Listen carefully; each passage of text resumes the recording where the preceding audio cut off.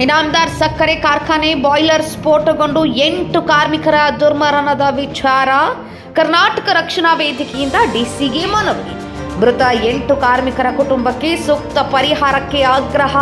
ಸರ್ಕಾರ ನ್ಯಾಯವನ್ನು ಒದಗಿಸಬೇಕು. ಇನಾಮದಾರ್ ಸಕ್ಕರೆ ಕಾರ್ಖಾನೆಯ ವಿರುದ್ಧ ಕಟ್ಟುನಿಟ್ಟಿನ ಕ್ರಮವನ್ನು ಕೈಗೊಳ್ಳಬೇಕು. ಕಾರ್ಖಾನೆಗಳು ಇನ್ನು ಮುಂದೆ ಸುರಕ್ಷತಾ ಕ್ರಮಗಳನ್ನು ಎಚ್ಚೆತ್ತುಕೊಳ್ಳಬೇಕು. ಮೃತ ಕುಟುಂಬದ ಸದಸ್ಯರಿಗೆ ಉದ್ಯೋಗ ಒದಗಿಸಬೇಕು. ಬಾಯ್ಲರ್ ಸ್ಫೋಟ ಪ್ರಕರಣದಲ್ಲಿ ಮಾಲೀಕರ ವಿರುದ್ಧ ಕೇಸನ್ನು ದಾಖಲಿಸಬೇಕು. ಅಮಾಯಕರ ಮೇಲೆ ಕೇಸ್ ಹಾಕಬಾರದು, ಮಾಲೀಕರ ಮೇಲೆಯೇ ಕೇಸ್ ಹಾಕಬೇಕೆಂದು ಮನವಿಯನ್ನು ಸಲ್ಲಿಸಲಾಗಿದೆ. ಬೆಳಗಾವಿ ಜಿಲ್ಲೆ ಬೈಲಹೊಂಗಲ ತಾಲೂಕಿನ ಮರಕುಂಬಿ ಗ್ರಾಮದೊಳಗಡೆ ಇನಾಮದಾರ್ ಶುಗರ್ಸ್ ಅನ್ನುವಂಥ ಒಂದು ಸಕ್ಕರೆ ಕಾರ್ಖಾನೆ ಒಳಗೆ ಭಾಳ ದೊಡ್ಡ ದುರ್ಘಟನೆ ನಡೀತು. ಸುಮಾರು 8 ಜನ ಕಾರ್ಮಿಕರು, ಅದು ವಯಸ್ಸಿನ ಹುಡುಗರು, ಅಲ್ಲಿ ಆ ಒಂದು ಬಾಯ್ಲರ್ ಸ್ಫೋಟದಿಂದ ಭಾಳಷ್ಟು ದೊಡ್ಡ ದುರ್ಘಟನೆಯಿಂದ ನಿಧನರಾದ್ರು 8 ಜನ.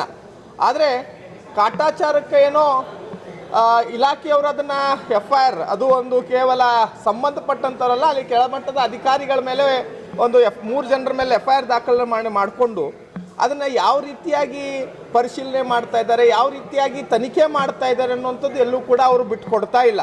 ಹಾಗಾಗಿ ಇವತ್ತು ಮಾನ್ಯ ಜಿಲ್ಲಾಧಿಕಾರಿಗಳನ್ನು ನಾವು ಕರ್ನಾಟಕ ರಕ್ಷಣಾ ವೇದಿಕೆಯವರು ಭೇಟಿಯಾಗಿ ತಕ್ಷಣವೇ ಇದರ ಪಟ್ಟಂಗೆ ಸೂಕ್ತವಾದಂಥ ಕ್ರಮವನ್ನು ಆಗಬೇಕು.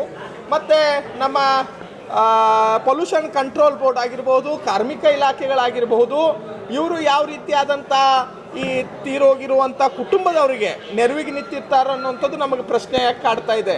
ಯಾಕಂದರೆ ಅಲ್ಲಿ ಆ ಸಕ್ಕರೆ ಕಾರ್ಖಾನೆಯವರು ಕೇವಲ ಒಂದು 20 ಲಕ್ಷ ರೂಪಾಯಿ ಅವ್ರಿಗೆ ಪರಿಹಾರ ಕೊಡೋದ್ರ ಮುಖ್ಯವಾಗಿ ಅಲ್ಲಿಗೆ ಅವರು ಇದನ್ನು ಮಾಡಿದ್ದಾರೆ. ಆದರೆ ಆ ಎಲ್ಲ ವಯಸ್ಸಿನ ಯುವಕರು, ಆ ಎಲ್ಲ 8 ಕುಟುಂಬಕ್ಕೆ ಅವರ ಆಧಾರ ಸ್ತಂಭವಾಗಿದ್ದರು. ಅವ್ರಿಗೆ ಅವರನ್ನು ಕೊಟ್ಟಂಥ ಸಂಬಳದ ಮೇಲೆ ಇವತ್ತು ಕುಟುಂಬಗಳ ನಡೀತಾ ಇತ್ತು. ಆದರೆ ಸರ್ಕಾರದಿಂದ ಮತ್ತು ಕಾರ್ಮಿಕ ಇಲಾಖೆಯಿಂದ ಯಾವುದೇ ರೀತಿಯಾದಂಥ ಪರಿಹಾರಗಳನ್ನು ಕೊಡಿಸುವಂಥದ್ರಲ್ಲಿ ನಮ್ಮ ಜಿಲ್ಲಾಡಳಿತ ಮತ್ತು ಕಾರ್ಮಿಕ ಇಲಾಖೆ ವಿಫಲ ಆಗಿದೆ ಅಂತ ಕಾಣ್ತಾ ಇದೆ. ಹಾಗಾಗಿ ಇವತ್ತು ನಾವು ನಮ್ಮ ಕರ್ನಾಟಕ ರಕ್ಷಣಾ ವೇದಿಕೆ ನಿಯೋಗ ಮಾನ್ಯ ಜಿಲ್ಲಾಧಿಕಾರಿಗಳನ್ನು ಭೇಟಿ ಮಾಡಿ ಸರ್ಕಾರದ ಮಾನ್ಯ ಮುಖ್ಯಮಂತ್ರಿಗಳ ವಿಶೇಷ ಪರಿಹಾರದ ನಿಧಿಯೊಳಗಾಗಿರ್ಬೋದು, ಜಿಲ್ಲಾಡಳಿತದಿಂದ ಆಗಿರ್ಬೋದು, ಇಲ್ಲಪ್ಪ ಅಂದರೆ ಕಾರ್ಮಿಕ ಇಲಾಖೆ ಅಥವಾ ಆ ಸಕ್ಕರೆ ಕಾರ್ಖಾನೆಯ ಒಂದು ಮಾಲೀಕರಿಂದ ಇನ್ನಷ್ಟು ಹೆಚ್ಚಿನ ಮಟ್ಟದ ಅನುದಾನವನ್ನು ಕೊಡಿಸ್ಬೇಕು ಅಂಥೇಳಿ ನಾವು ಒತ್ತಾಯನ ಮಾಡ್ತಾ ಇದ್ದೀವಿ. ಇದರ ಬಗ್ಗೆ ಸಂಪೂರ್ಣವಾಗಿ ಸಮಗ್ರ ತನಿಖೆ ಆಗಬೇಕು. ಯಾರು ಇದಕ್ಕೆ ಕಾರಣೀಭೂತರಾದಾರ, ಯಾರ ನಿರ್ಲಕ್ಷ್ಯದಿಂದ ಈ ದೊಡ್ಡ ಅವಘಡ ನಡೆದಿದೆ, ಘಟನೆ ನಡೆದಿದೆ. ಯಾಕಂದರೆ 8 ಜನರ ಸಾವು ಅಂತಂದರೆ ಅದು ಸಣ್ಣ ಮಾತಲ್ಲ. ಹಾಗಾಗಿ ಅದರ ಬಗ್ಗೆ ಸೂಕ್ತವಾದಂಥ ತನಿಖೆಯನ್ನು ಮಾಡಲಿ ಅಂಥೇಳಿ ಮಾನ್ಯ ಜಿಲ್ಲಾಧಿಕಾರಿಗಳು ಭೇಟಿಯಾಗಕ್ಕೆ ಬಂದಿದ್ದೀವಿ. ಈಗ ಮಾಲೀಕರು ಯಾರಿದ್ರೆ 3 ಜನ ಮಾಲೀಕರು, ಪ್ರಭಾವಿ ಮಾಲೀಕರು ಅಂದರೆ ಪ್ರಭಾಕರ್ ಕೋರೆ, ವಿಜಯ್ ಮೆಟ್ರೋಡ್ ಜೊತೆಗೆ ಯಾವುದೇ ರೀತಿಯಾದ ಪ್ರಕರಣ ಕೂಡ ದಾಖಲಾಗಿಲ್ಲ. ಪೊಲೀಸ್ ತನಿಖೆ ಕೂಡ ಸರಿಯಾಗಿಲ್ಲ. 7 ಜನ ಆದರೂ ಇನ್ನು 3 ಜನರ ಮೇಲೆ FIR ಆಗಿದೆ. ಆರೋಪಿಗಳು ಇನ್ನೂ ಬಂಧನ ಕೂಡ ಆಗಿಲ್ಲ. ಎಲ್ಲೋ ಒಂದು ಕಡೆ ಅನುಮಾನ ಆಗ್ತಾ ಇದೆ. ಜಿಲ್ಲಾಡಳಿತ ಇವರ ಪ್ರಭಾವಕ್ಕೆ ಏನಾದರೂ ಮನೀತೇನೋ ಅನ್ನುವಂಥದ್ದು ನಮಗೆ ಅನುಮಾನ ಶುರು ಆಗ್ತಾ ಇದೆ.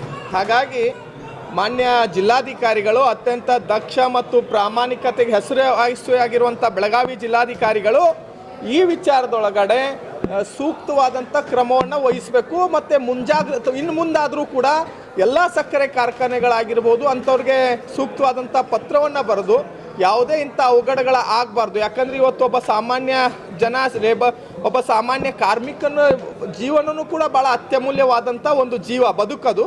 ಅಲ್ಲಿ ಅವರ ಒಂದು ಯಾರೋ ಮಾಡಿರೋ ತಪ್ಪಿಗೆ 8 ಜನರ ಸಾವಿಗೆ ಇವತ್ತು ನಮ್ಮ ಇನಾಮದಾರ್ ಶುಗರ್ ಕಾರಣ ಆಗೈತಿ.